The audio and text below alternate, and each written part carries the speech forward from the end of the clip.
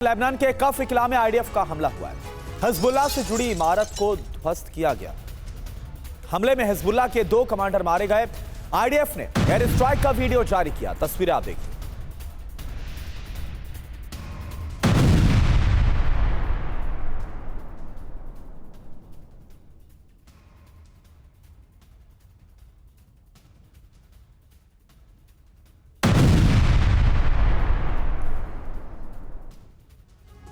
Iran Israel के बीच का तनाव विध्वंसक युद्ध में बदलने का अंदेशा है, जिससे अरब सुलगने लगेगा। ईरान को लेकर दावा यह किया जा रहा है कि वो एक हफ्ते से कम वक्त में भी परमाणु बम बना सकता है। यानी इजराइल हमला करता है तो ईरान के पास बदला लेने के लिए परमाणु बम का भी विकल्प है। लेकिन ईरान इस वक्त अपने प्रॉक्सी गुटों को फरमान जारी कर चुका है कि वो इजराइल पर हमला करे और अमेरिकी सैन्य ठिकानों में तबाही मचाए। अब सवाल यह उठता है कि ईरान का मंसूबा क्या है। ईरान अरब से अमेरिका का वर्चस्व खत्म कराना चाहता है। दूसरी तरफ वो गाजा में युद्ध विराम के लिए इजराइल को मजबूर करना चाहता है और इसके लिए ईरान ने चौतरफा हमले का ब्लूप्रिंट तैयार कर लिया है।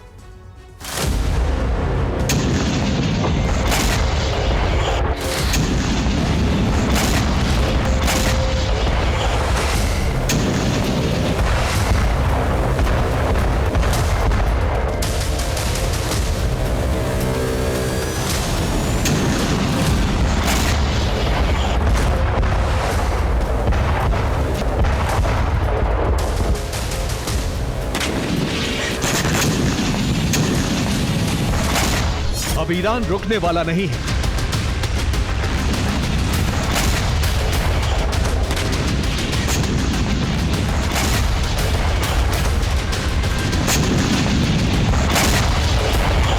हमने ने ऐलान कर दिया है कि ईरानी प्रॉक्सी बड़े हमले के लिए तैयार रहे।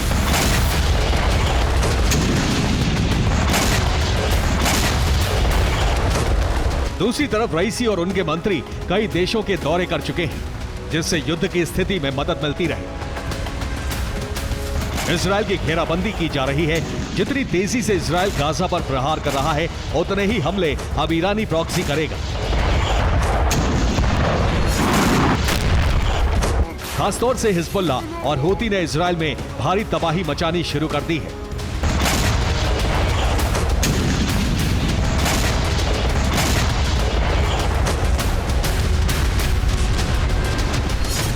हूती को रूस और ईरान से हथियारों की नई खेप मिली है, जिसके बाद उसने लाल सागर में पश्चिमी देशों के जहाजों को निशाना बनाना शुरू कर दिया है। इसके अलावा इजराइल के नेवल बेस पर भी हमले कर रहा है। साथ ही हूती ने ऐलान किया है कि वो इजराइल में घुसकर हमले करने को तैयार है। उसके लड़ाके स्पेशल ट्रेनिंग ले रहे हैं, जिससे 7 अक्टूबर से भी ज्यादा खौफनाक हमला किया जा सके।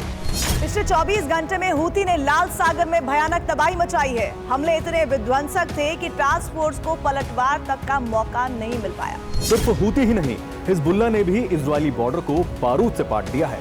पिछले 2 दिन में इतने रॉकेट बरसाए हैं कि इजराइल को एक्स्ट्रा फोर्स लगानी पड़ी है।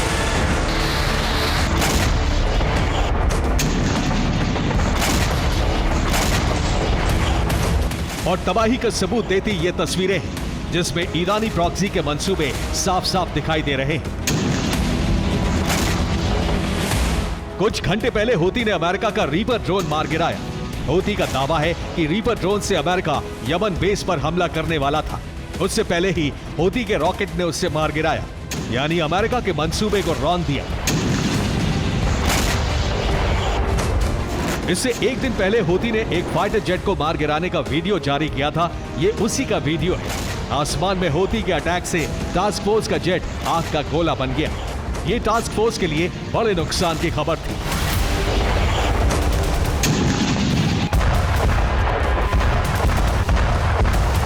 लाल सागर में हूती की दादागिरी रुकी नहीं है। वो लगातार विदेशी जहाजों को निशाना बना रहा है। इस बार बारी ब्रिटिश शिप की थी। हूती ने ब्रिटेन के एंड्रोमेडा शिप पर हमला किया, जिसमें जहाज के एक हिस्से को नुकसान पहुंचा है। हूती ने लाल सागर के अलावा इजराइल के इलात सिटी पर भी हमला किया है। हूती ने मिसाइल दागकर अपने इरादे जाहिर कर दिए हैं। हूती तबाही मचा रहा है। उधर इराक में रेजिस्टेंस फोर्स ने अमेरिकी सैन्य ठिकानों पर हमले करके तबाही मचाई।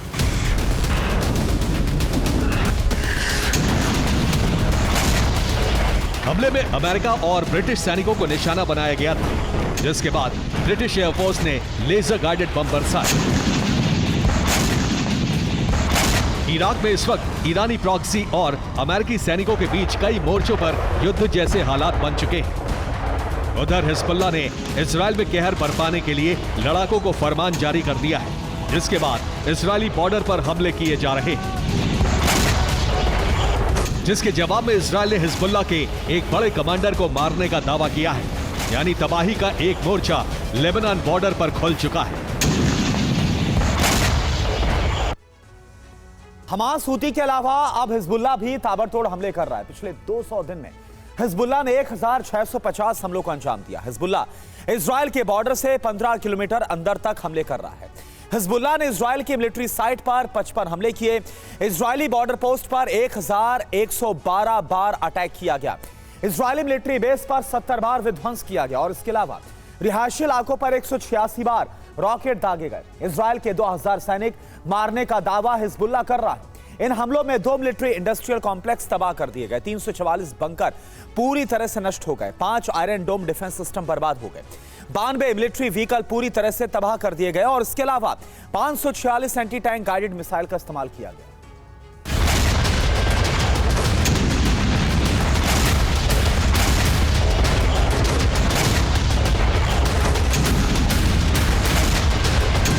अचानक से हिजबुल्लाह, हूती और हमास के अलावा दूसरे ईरानी प्रॉक्सी हमलावर हो गए हैं। इसके पीछे की वजह समझिए। ईरान से हथियार लगातार मिल रहे हैं। ईरान ने हमले के लिए फ्री हैंड दिया है।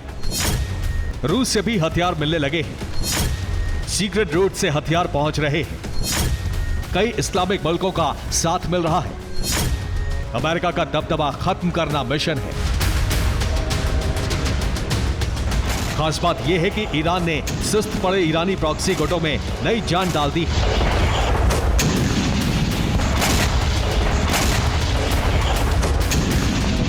जब से ईरानी मंत्रियों ने रूस, चीन और उत्तर कोरिया समेत कई देशों के प्रतिनिधि से मुलाकात की है। इस बीच ईरान ने एक हफ्ते में एटम बम बनाने का दावा किया है, जिसके लिए कजाकिस्तान में ईरान के रक्षा मंत्री ने पहले चीन और फिर रूस के रक्षा मंत्री के साथ मीटिंग की, जिसमें अरब के समीकरण पर लंबी चर्चा की गई। इसके बाद रणनीति बनाई गई है कि पहले ईरानी प्रॉक्सी हमला करेंगे, फिर ईरान फाइनल प्रहार करेगा। इसलिए ईरानी प्रॉक्सी के हमले तेज हो गए हैं। हो सकता है ईरानी प्रॉक्सी के हमले से इजराइल दबाव में आकर सीज फायर का ऐलान कर दे। लेकिन इजराइल और अमेरिका को सबसे ज्यादा घबराहट ईरान के परमाणु कार्यक्रम को लेकर है। दुनिया भर के रक्षा विशेषज्ञ मानते हैं कि ईरान चोरी छिपे परमाणु बम या तो बना चुका है या बनाने के बेहद करीब है। परमाणु कार्यक्रम पर निगरानी रखने वाली एजेंसी IAEA ने वक्त वक्त पर ईरान की परमाणु साइट की सैटेलाइट इमेज जारी की, जिसमें कई तरह की गतिविधि देखने को मिली है। नतांज की सैटेलाइट इमेज, इस्फहान की सैटेलाइट इमेज। इन्हीं तस्वीरों में दिख रही गतिविधि के दम पर दावा किया जा रहा है कि ईरान जारगोस की पहाड़ियों के नीचे परमाणु बम बनाने पर काम कर रहा है। अब ईरान ने इन न्यूक्लियर साइट्स पर डिफेंस सिस्टम लगा दिए हैं। साथ ही UN टीम को भी साइट निरीक्षण की मंजूरी नहीं दी है। इसका सीधा मतलब है चट्टानों के नीचे जरूर कुछ ऐसा हो रहा है जिससे मिडिल ईस्ट में महायुद्ध का अलार्म बज सकता है।